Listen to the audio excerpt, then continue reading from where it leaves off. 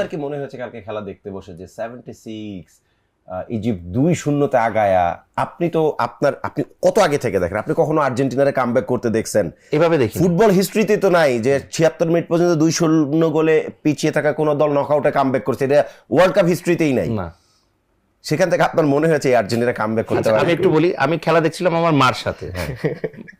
আমার মা হচ্ছে আর্ডেন্ট আর্জেন্টিনার ফ্যান, কিছু বলাও যাবে না।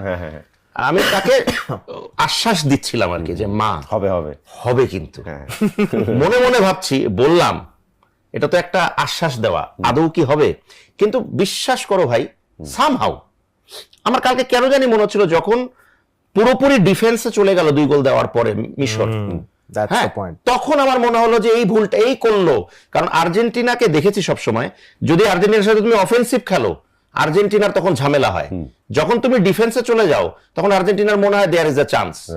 হ্যাঁ, ওই জায়গা থেকে আমার কাছে মনে হচ্ছে যে হতে পারে।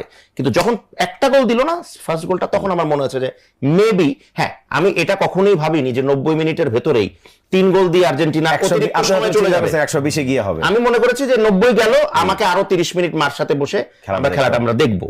ওই সময় ওইটুকু আমার ধারণা। আমিও সেই মেন্টাল প্রিপারেশন নিয়েছিলাম। আমি 2-2 ভেবেছি, 2-1 এর পর 2-1 এর পরে 2-2 ভেবেছি, কিন্তু এইভাবে যে হবে এটা আমি আসলে ভাবিনি।